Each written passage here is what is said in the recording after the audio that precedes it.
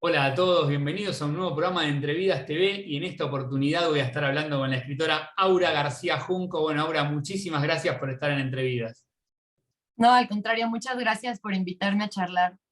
Un placer tenerte acá, bueno, escritora mexicana, bueno, que acabas de sacar un libro o hace poquito, Mar de Piedra, que en diciembre va a estar llegando acá a la Argentina por Seis Barral, ¿no? Sí, exactamente. Está empezando su carrera por otros países de América Latina. El primero fue Colombia, pero ya va bajando lentamente hacia Argentina. Ya va a llegar, bueno, posiblemente ahora en diciembre, o sea, falta poquito. Pero antes de hablar de Mar de Piedra, un poquito de tu novela, quería preguntarte, ¿cómo se dieron tus comienzos como lectora? ¿Por dónde arrancaste de chica?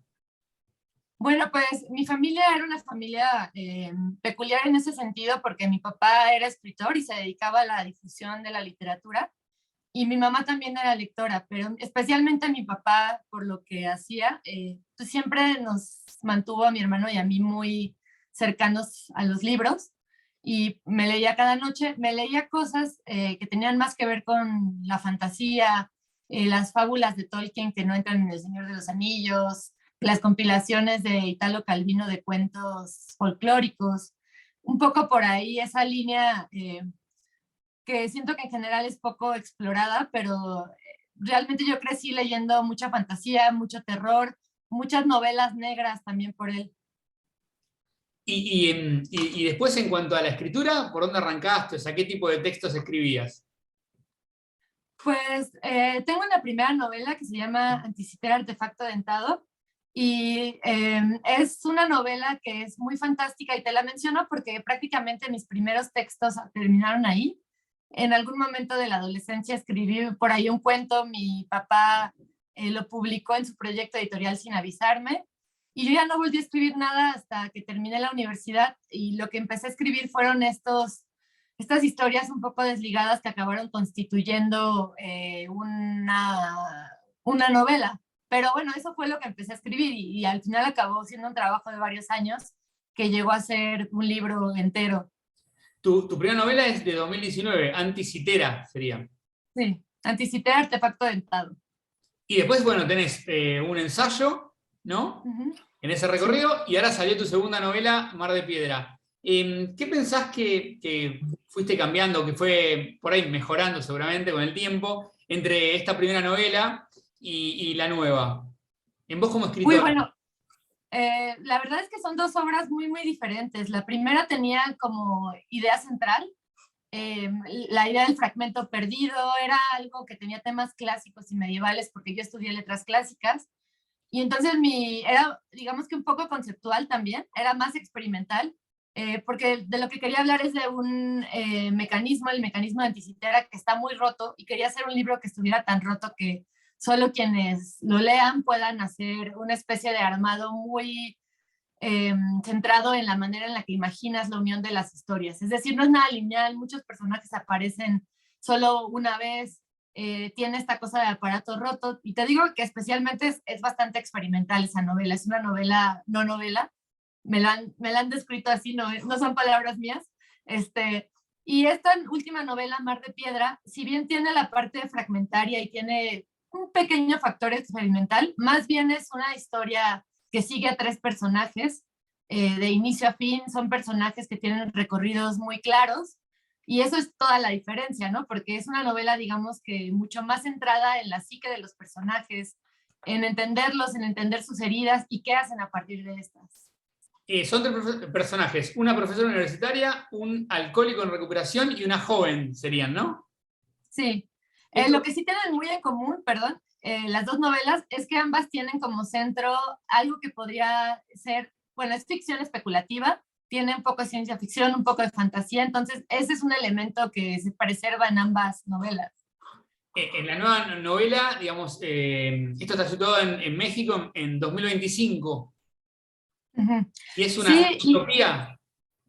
es una, bueno, alguien ya me lo hizo notar y sí, estoy de acuerdo, es una ucronía, porque los sucesos fantásticos que empiezan a ocurrir en la novela se detonan en 2010, pero aunque la novela está situada en 2025, entonces digamos que es una realidad paralela, es una novela que transcurre en la Ciudad de México, en una Ciudad de México totalmente cambiada, en la que de repente en una de las avenidas más transitadas principales, que es como un lugar del centro histórico muy bollante de gente, de repente un día, a raíz de un terremoto, aparecen un montón de estatuas de personas desaparecidas, y en torno a estas estatuas de personas desaparecidas, la ciudad empieza a cambiar su geografía porque se vuelve un lugar un tanto fúnebre, un lugar que resulta muy invivible para la gente. Entonces el centro histórico se vacía y la ciudad se reconfigura. Ese es el elemento, digamos, que de la ucronía, y a partir de ahí se crea una religión de la que habla el libro.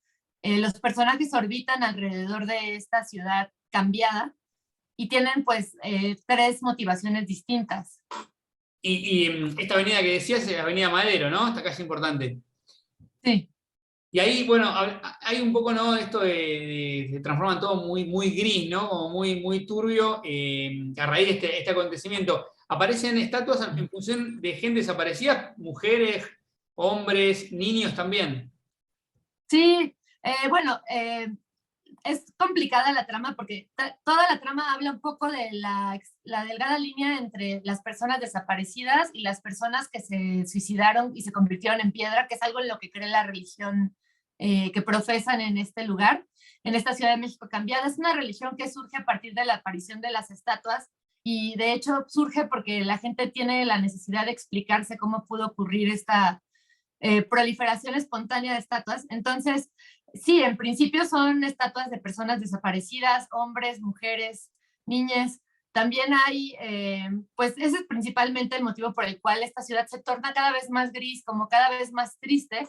Sin embargo, yo creo que esta novela no es una novela que se centre solamente en los aspectos terribles de esta nueva realidad o de esta realidad paralela, sino que estos tres personajes tienen búsquedas para encontrar su lugar en el mundo, que tienen pues sus momentos altos y sus momentos bajos, ¿no? Como suele ser lidiar con heridas y lidiar con situaciones de la vida, solo que estas situaciones de la vida son muy anómalas porque Sofía, el personaje principal, está buscando qué le pasó 10 años antes del inicio de la novela a una amiga suya con la que tenía un romance, que desapareció y apareció convertida en estatua. Entonces, también tiene esa cosita de thriller en medio porque hay una búsqueda de verdad y de resarcir su propia herida, que es la herida de haber visto cómo Eloísa desaparecía y no haber hecho nada. Eh, y es como, digamos que un eje alrededor del que orbita la novela, pero es solo una de las tres historias. ¿Y cómo fuiste construyendo las historias en paralelo, ¿no? De estos tres personajes. Pues fue bastante complejo, porque la manera en la que yo escribo no es muy ordenada, no tiene que ver con escaletas, no tiene que ver con tener un plan previo, tiene que ver con, hay una metáfora que recorre el libro que es la de navegar, y yo siento que es muy parecido a lo que hago yo, porque se habla un montón de cómo para navegar hay que sentir el mar, hay que sentir el aire, hay que saber ver las señales del ambiente, y cuando yo escribo lo pienso un poco así. Estoy reaccionando ante estímulos que no entiendo del todo. Y sí tenía claro que quería que fueran tres personajes muy diferentes entre ellos, que cada uno estuviera situado en un lugar diferente del espectro de creencia o no creencia de esta religión y de las estatuas, y que tuvieran tres puntos de partida muy distintos, ¿no? A pesar de que a los tres los unen el hecho de estar muy heridos por algo diferente cada uno. Sabes que nombrabas en un momento escaleta, bueno, sos guionista, y sabes que te iba a preguntar si armabas como una especie de escaleta del principio hasta el final, más o menos para saber hacia dónde ir. Bueno, ya me la respondiste en el medio, ¿no? O sea, te va llevando la historia, pero no te armás un diagrama, digamos. Ya que tengo una buena cantidad de texto escrito, y cuando se vuelve una masa incontrolable, ya estoy enloqueciendo porque ya avancé mucho sin rumbo. En algún punto sí tengo que sentarme a esquematizarlo, hacer una escaleta de lo ya escrito, y a partir de eso empezar a resarcir los hoyos, ver hacia dónde tiene que terminar la historia si no lo tengo claro. O sea, sí que hago una escaleta, pero no la hago como se hace normalmente, la hago ya que tengo mucho trabajo previo. Y también por eso me tardo tanto en escribir libros. Este libro lo empecé en 2016. Entonces, pues sí hay 6 años de trabajo prácticamente ahí, en parte por eso, porque es un proceso más intuitivo y caótico. 6 años también abocados, digo, más allá, por ahí tenías otras escrituras en paralelo, pero abocado a esta historia, o sea, ¿estabas abocada a la historia o nada? ¿Fuiste corrigiendo mucho? ¿En qué momento sentiste que encontraste la historia? ¿No? Porque, digo, es una historia compleja, que imagino que nada, que al principio era, bueno, todo esto que decís, ¿no? Enredarse un poco hasta encontrar la historia que te vaya llevando, ¿no? Sí, y encontrar los personajes y sus voces. Es una novela muy polifónica. Los tres personajes hablan y los tres personajes son vistos por una tercera persona, a veces más íntima y a veces más lejana. Entonces no solo fue la cosa de encontrar la historia, que de por sí era compleja, sino de encontrar la manera de que cada personaje tuviera una vida propia y no fuera evidentemente mi voz guiándoles, ¿no? Guiando sus acciones y demás. ¿En qué momento me di cuenta que lo tenía? La verdad es que eh, ni siquiera podría contestártelo porque creo que fue en varias etapas, fue muy escalonado, ¿no? Por ejemplo, primero me di cuenta de que ya tenía el eje alrededor del que orbitaba Sofía, este personaje que es la búsqueda de Eloísa, y este pequeño, pues, thriller muy leve, no es un thriller así hardcore de pistas y demás, pero sí hay algo de eso. Ese fue el primero que me di cuenta, ¿no? Y luego el personaje de Ana, que es una adolescente muy herida porque ha sido muy abusada en la vida, tenía muy claro que es un personaje que tiene que correr y la novela empieza con Ana corriendo, de hecho. Eh, pero no tenía claro hacia dónde corría. Tenía claro que en parte ese lugar hacia donde corría tenía que ser hacia una reconciliación con las personas que le habían hecho daño, reconciliación psíquica, Claro. no explícita. Eh, y hasta que no llegué ahí, no supe. Pero como puedes ver, cada trama me demandó una temporalidad diferente. ¿Fuiste escribiendo como las historias de estos tres personajes por separado hasta después buscar unirlos? Pues las fui intercalando. Claro. A veces escribía un fragmento de uno, a veces escribía un fragmento de cada uno, a veces escribía tres fragmentos de uno y luego uno de otro. Es una novela que está escrita con un ritmo que a mí me parece bastante veloz por eso, porque son en realidad fragmentos de unas 4 páginas, 5 páginas de un personaje o 3 páginas, y luego dos del siguiente, uno del siguiente. Entonces, a veces las voces eran más breves, otras veces más largas. En el proceso ya de armado más avanzado tuve que unir fragmentos, darles forma, pero no, bueno, y cuando escaleteé, ahí sí que dije, ahora tengo que escribir más fragmentos de Sofía que hagan esta cosa o más de Ana que hagan esta cosa, y ahí sí me puse a pensar por personaje, pero eso ya fue súper avanzado a la hora de la escritura.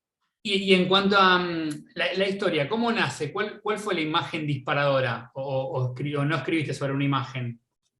Sí, no, escribí a raíz de objetos e imágenes. Solo creo que son imágenes y objetos un tanto improbables, ¿no? Por ejemplo, escribí a partir de conocer que existían los matangs, esta tecnología antigua de la Polinesia, que es una tecnología sofisticadísima de navegación que consiste en varas de coco amarradas entre sí con conchitas que simbolizan corrientes. Son mapas tal cual, ¿no? Mapas muy diferentes a los occidentales. Me enteré que existían y me pareció tan poderoso lo que evocaban, además del hecho de que para navegar con estos mapas los navegantes polinesios tenían que tener un conocimiento muy interiorizado, casi somatizado del mar.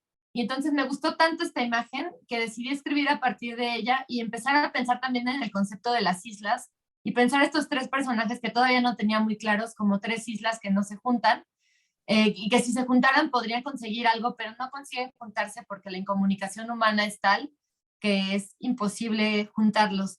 Y otra cosa que me parecía súper importante que vino a partir de esa imagen es que quería escribir una novela de violencia íntima, de esas violencias que nacen de los traumas y que no necesariamente quieren herir, pero terminan por herir un montón.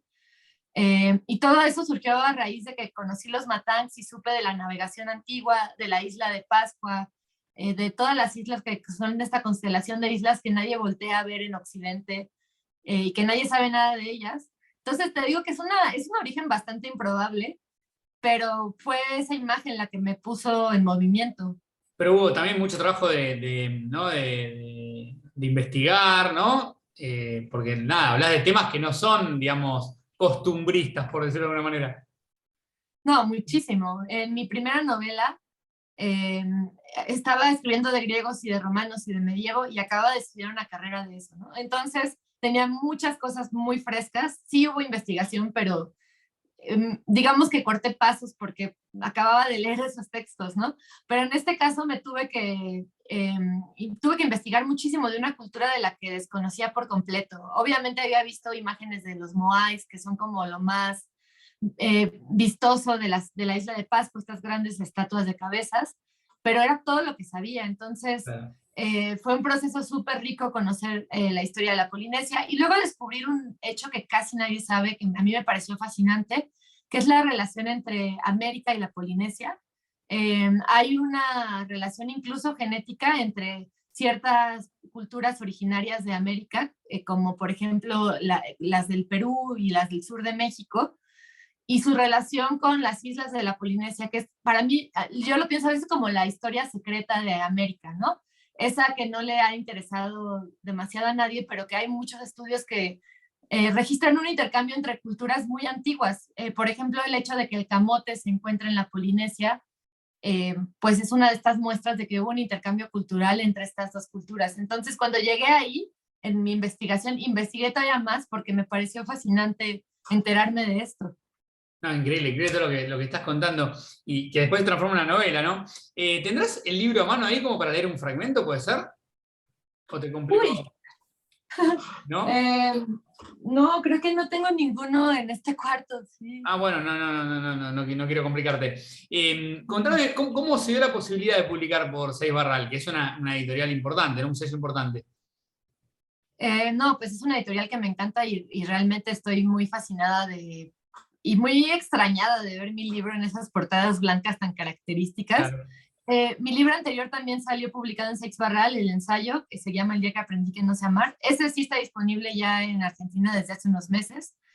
Eh, pues todo sucedió a raíz de que fui mencionada en esta lista de Granta de 25 narradores en español. Eh, yo ya tenía algunas propuestas de publicación de mi ensayo y también de la novela, porque ya los tenía más o menos terminados. Todavía no, pero ya tenía un buen avance, entonces ya estaba tratando de ver cómo cuál era el camino. Y luego, pues con lo de Granta se abrieron más puertas, ¿no? Como que fue un empujoncito adicional para tener más posibilidades de elegir dónde publicar. Y pues la mejor sin duda fue Seix Barral porque pues por el amor que le tengo a este editorial, ¿no? Y por el prestigio que tiene y los libros que he leído ahí, ¿no? No, es hermosa, además también, ¿no? Esto de poder llegar a diferentes países, ¿no? Seis Barral llega a todos lados. ¿Allá llegaría en diciembre a Argentina? Sí, de acuerdo al calendario que tengo, entre noviembre, finales y diciembre ya empezaría a llegar. Mar de Piedra de Aura García Junco. Aura, también sos guionista y bueno, trabajaste con una guionista muy importante que es muy conocida acá en Argentina. Contá un poquito acerca de esa experiencia, lo que puedas contar, ¿no? Bueno, pues yo trabajo de guionista desde 2020. Tuve un súbito cambio de carrera. Antes de eso trabajaba en una consultoría política por azares del destino, no porque fuera mi trabajo soñado.